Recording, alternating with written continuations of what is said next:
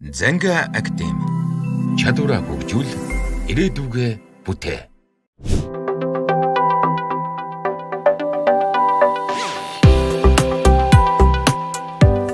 Сайн байцгаана уу? За одоо бүгдээрээ Power BI програмаа нээгээд програмтайгаа танилццгаая. За Power BI-г нээхэд энэхүү цонх нээгддэг. За энэхүү цонхны эхэнд байрлах хэсэг дээрээс бид нар дата оруулж ирэх, за мөн хамгийн сүүлд ашигласан мэдээллийн сангаасаа датагаа оруулж ирэх болон за энэхүү хэсгээс хамгийн сүүлд ашигласан файлуудаа нээх боломжтой байна. За мөн бид нар одоо Power BI дээр үүсгэсэн байгаа бусад репортуудыг нээх хэсэг байна. За голын хэсэг дээрээс бүгдээрээ Microsoft-ийн аккаунтаар нэвтрээд, за мөн лицензтэй аккаунтаараа нэвтрээд, за файлаа шууд шеэрлж ажиллах, за Power BI-ийн одоо ийм баталгаат мэдээллийн сан руу ингээд нэвтрээд шууд холбогдоод ажиллах боломжтой хэсэг байгаа. За үүний дараагаар бид нар Power BI дээр орж байгаа шинжилэлт, өөрчлөлтүүд болон апдейтуудын талаар мэдээлэл авах What's New хэсэг байна. За Power BI дээр бол шинээр байнгын хөгжүүлэлтүүд орж идэг. За тэр хөгжүүлэлтүүдийн талаар бид нар мэдээлэл энэхүү хэсгээс авах боломжтой гэсэн үг. За Power BI блог, за мөн адил хамгийн сүүлийн үеийн одоо Power BI мэдээллүүдийг авах боломжтой хэсэг байгаа.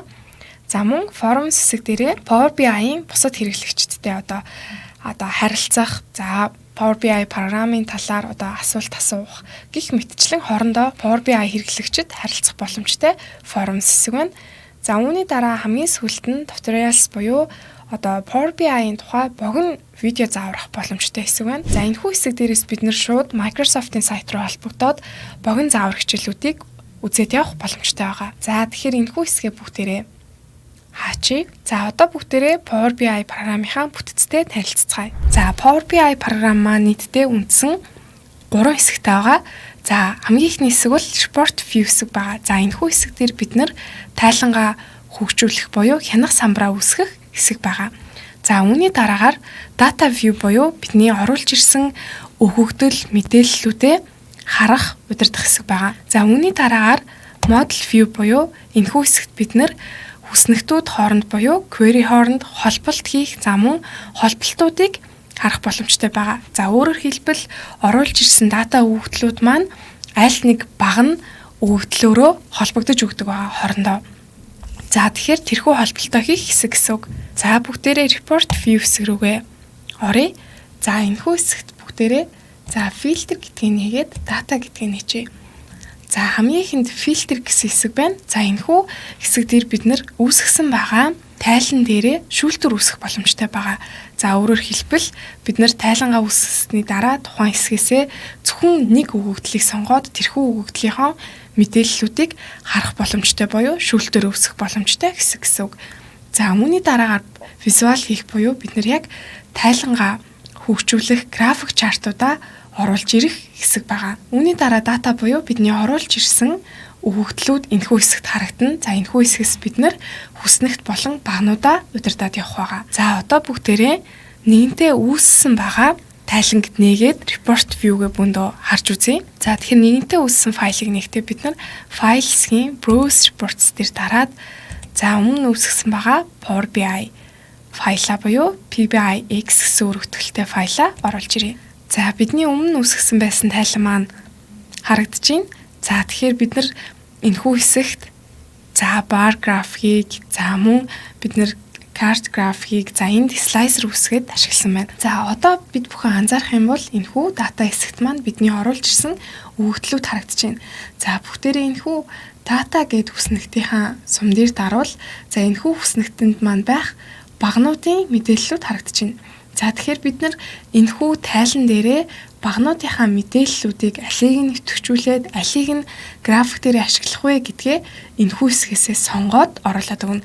За бид ашиглах гэж байгаа өгөгдлийнхаа урталтанд дараад идэвхжүүлж болно. За альсвал тухайн өгөгдлөө зөөгөөд тухайн графикийнхаа fields буюу самбар дээр зөөгөөд ашиглах боломжтой байгаа. За одоо мөн data view рүүгээ ороод харах юм бол бидний оруулж ирсэн өгөгдлүүд харагдаж байна. За хамгийн ихний дата гэсэн хүснэгт бидэнд харагдаж байна. За энэхүү хүснэгт маань нийтдээ 12356 мөртэй юм байна. За одоо бүгдээрээ нэг багныг идэвхжүүлээд үзье. За багнаар нь идэвхжүүлэнгүүт за нийт 12356 мөр байгаагаас За давхцаагүй нийт 260 утга байна гэж харуулж өгч байна. За гэх мэтчлэн бид нэр хүснэгтийнхаа мэдээллүүдийг энэхүү хамгийн доор байрлах хэсгээс харж болно. За мөн оруулж ирсэн хүснэгтээ бид нар харах боломжтой байгаа. Одоо бүгдээрээ метадата гэсэн хүснэгтийг сонгоё. За тэгвэл бидний дараагийн хүснэгт маань бидэнд харагдаж өгч байна. За энэхүү хүснэгт маань нийтдээ 265 л мөртэй хүснэгт байна. За бүгдээрээ мөн энэхүү хэсгээсээ нэг багныг нэвтгчүүлээд харъя. За тэгвэл энэхүү баган дээр хоорондоо ялгаатай 5 утга байна гэж харуулж өгч байна. За гэх мэтчлэн бид нэр энэхүү data view хэсгээсээ оруулж ирсэн хүснэгт, за хүснэгт дотроосоо багнууд гэх мэтчлэн мэдээллүүдэд дэлгэрэнгүй харах боломжтой байна. За үүний дараагаар бүгдээрээ model view хэсэг рүү орж үзье. За тэнгууд хоёр хүснэгт маань хоорондоо холбогдсон байна. За энэхүү холбогдож байгаа дээрээ очиод харах юм бол энэ хоёр хүснэгт маань хоорондоо country code гэдэг багнаар холбогдож өгсөн байна. За өөрөөр хэлбэл энэ хоёр баган дээр байгаа мэдээллүүд адилхан. Энэ хоёр хүснэгтийг хооронд нь энэхүү country code гэсэн багнаар нь таньж хооронд нь холбож өгсөн байна. За мөн бүгдээрээ энэхүү холболт дээрээ хулганыхаа баруун товчийг дараад properties хэсгээс дэлгэрэнгүй мэдээллүүдийг харах боломжтой байгаа. За өөрөөр хэлбэл country code-оор хоорондоо холбогдсон юм байна. За тэгэнгүүт many to one холболт хийгдсэн буюу за энд цөөхөн мөр байгаа бол эхний бидний дата гэсэн хүснэгт дээр маш их мөртэй холбогдсон байна. За гэхдээ оруулж байгаа утгууд нь хоорондоо адилхан. Энэхүү багнуудаараа энэ хоёр хүснэгт маань таниад холбогдож байгаа гэсэн үг. За мөн бид нэр илүү олон хүснэгт буюу илүү олон queryтэй ажиллах явцдаа тухайн хүснэгт хоорондын холболтыг гараас игээд оруулах боломжтой байгаа.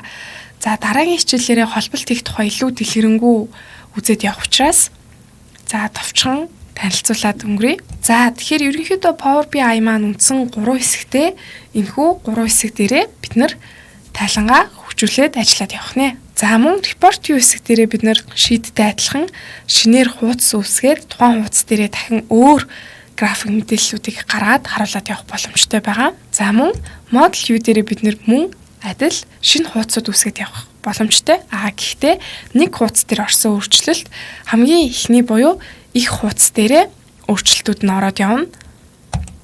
Харин тайлангаа бол бид нэр хуудас бүр дээр өөрөөр тайлан харуулад явах боломжтой байгаа. За ингээд Power BI-ийнхаа бүтцтэй товчхон танилцлаа. Дараагийнхаа хичээлээр бүгдээрээ хэрхэн дата оруулах талаар үзье.